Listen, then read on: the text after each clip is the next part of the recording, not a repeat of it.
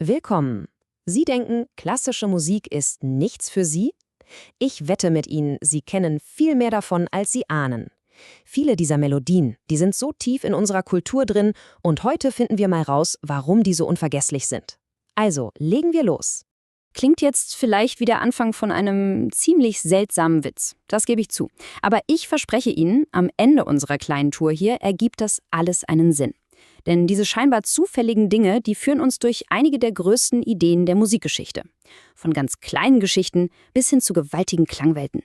Fangen wir mal ganz am Anfang an, beim ursprünglichsten und persönlichsten Instrument, das es gibt, der menschlichen Stimme. Lange bevor es riesige Orchester gab, da haben Menschen einfach Geschichten gesungen. Und genau das ist der Kern von unserem ersten Baustein. Stellen Sie sich das mal vor. Ein klarer Bach. Eine kleine Forelle schießt fröhlich durchs Wasser. Aber am Ufer, da steht ein Angler. Schubert nimmt diese ganz einfache Szene und macht daraus ein echtes musikalisches Drama. Das Klavier ist hier nicht nur Begleitung, nein, es ist das plätschernde Wasser. Musiker nennen sowas Tonmalerei. Man spürt richtig die Spannung, das Unheil, das da in der Luft liegt, als der Angler seinen Trick anwendet. Und genau das ist die Forelle, ein perfektes Beispiel für ein Kunstlied. Hier geht's nicht nur um eine nette Melodie. Denken Sie daran wie an eine musikalische Kurzgeschichte. Es ist die perfekte Verschmelzung von Poesie und Musik, bei der wirklich jede einzelne Note und jedes Wort dazu dient, diese eine, kleine, aber komplette Geschichte zu erzählen. So, vom intimen Rahmen des Kunstlieds, also nur ein Sänger und ein Klavier, zoomen wir jetzt mal richtig raus. Auf die große Bühne, zum Spektakel und zur puren Leidenschaft der Oper. Hier werden die Geschichten und die Emotionen gleich viel, viel größer. Diese Melodie hier, die kennt doch wirklich fast jeder, selbst wenn man den Titel nicht parat hat. Das ist purer, kristallklarer Zorn, verpackt in einige der schwierigsten Töne, die je für eine menschliche Stimme geschrieben wurden. Das ist die berühmte Arie der Königin der Nacht. Das Spannende an einer Arie ist ihre Funktion. Stellen Sie sich das vor wie einen Monolog im Theater. Die ganze Handlung friert für einen Moment ein, der Spot geht an und eine Figur tritt vor und schüttet uns ihr Herz aus, egal ob mit Liebe, Trauer oder, wie hier, mit purer, unverfälschter Wut. Um diese Wut der Königin zu verstehen, müssen wir ganz kurz wissen, wer hier mitspielt. Im Zentrum stehen die Königin, ihre Tochter Pamina, ihr großer Rivale Sarastro und natürlich unser Held, Prinz Tamino, der irgendwie zwischen die Fronten gerät. Und das ist der springende Punkt. Die Königin gibt ihrer Tochter einen Dolch und befiehlt ihr in dieser berühmten Arie, Sarastro zu ermorden. Eiskalt. Sie droht sogar Pamina zu verstoßen, wenn sie es nicht tut. Und jetzt verstehen wir auch, woher diese unglaubliche musikalische Wucht kommt. Das ist ein Ultimatum, das vor Hass nur so trieft. Wir haben gehört, wie die Stimme Geschichten erzählen kann. Aber was passiert eigentlich, wenn wir die Worte komplett weglassen? Jetzt lassen wir mal die Instrumente ganz allein sprechen und schauen mal, wie die Stimmungen und Ideen erzeugen, ganz ohne ein einziges gesungenes Wort. Ich wette, die Melodie haben Sie auch schon mal gehört, oder? Sie ist total verspielt, voller Energie und hat diesen unverwechselbaren rhythmischen Drive. Mozart hat sich hier von türkischer Militärmusik inspirieren lassen, die damals in Wien total angesagt war. Der türkische Marsch ist aber eigentlich nur ein Teil, der dritte Satz, um genau zu sein, von einem größeren Werk, einer Klaviersonate. So eine Sonate ist wie ein Schaufenster fürs Klavier, das seine ganze Bandbreite zeigt. Von schnell und brillant bis hin zu langsam und total gefühlvoll.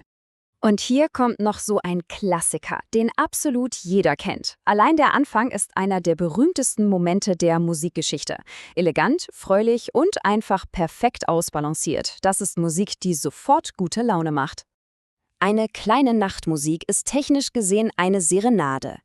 Diese Stücke waren nicht für den ernsten Konzertsaal gedacht. Nee, das war eher so die gehobene Unterhaltungsmusik für Feste oder für Abendgesellschaften im Freien.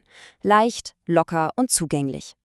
Dieses Stück sprüht nur so vor Energie und Vorfreude. Es fühlt sich an wie ein Startschuss, wie ein musikalisches Feuerwerk, das uns auf eine total turbulente Geschichte voller Verwechslungen und Intrigen einstimmt. Und genau das ist die Aufgabe einer Ouvertüre. Denken Sie einfach an einen Filmtrailer. Sie verrät nicht die ganze Handlung, aber sie gibt uns einen Vorgeschmack auf die Stimmung, das Tempo und das Drama, das uns erwartet. Sie macht uns einfach neugierig. Okay, wir hatten Soloinstrumente, wir hatten kleine Ensembles, jetzt ist es Zeit für die Königsklasse, das volle Symphonieorchester. Hier hat ein Komponist eine riesige Palette an Klangfarben zur Verfügung, von der allerkleinsten, zartsten Flöte bis hin zum donnernden Schlagzeug. Dieses Werk hier ist anders als die unbeschwerten Stücke, die wir gerade gehört haben. Der Anfang ist unruhig, fast schon atemlos. Das ist Mozarts dramatische Seite, voller Leidenschaft, Sehnsucht und auch einem Hauch von Tragik. Eine Sinfonie ist sozusagen das musikalische Gegenstück zu einem Roman oder einem Theaterstück in 4 Akten. Jeder Satz hat seinen eigenen Charakter, oft schnell und dramatisch, dann langsam und nachdenklich, gefolgt von einem tänzerischen Teil und einem kraftvollen Finale. Eine ganze Reise in einem einzigen Werk. So, zum Abschluss schauen wir uns ein Stück an, das irgendwie alle Regeln bricht. Es ist kein Lied, keine typische Symphonie, es ist ein absolut einzigartiges und hypnotisches Experiment mit Wiederholung und orchestraler Klangfarbe. Ravel selbst hat dieses Stück eine Studie in Orchestrierung genannt. Ursprünglich war das Ballettmusik und die Idee dahinter ist genial einfach. Es gibt nur eine einzige Melodie und einen einzigen Rhythmus, die sich von Anfang bis Ende wiederholen. Die einzige Veränderung ist ein gigantisches Crescendo. Es wird einfach immer lauter. Diese Zahl, 169, sieht erstmal unscheinbar aus, aber sie ist der Schlüssel, um die unerbittliche Kraft von diesem Stück zu verstehen. Was hat es damit auf sich? Das ist es.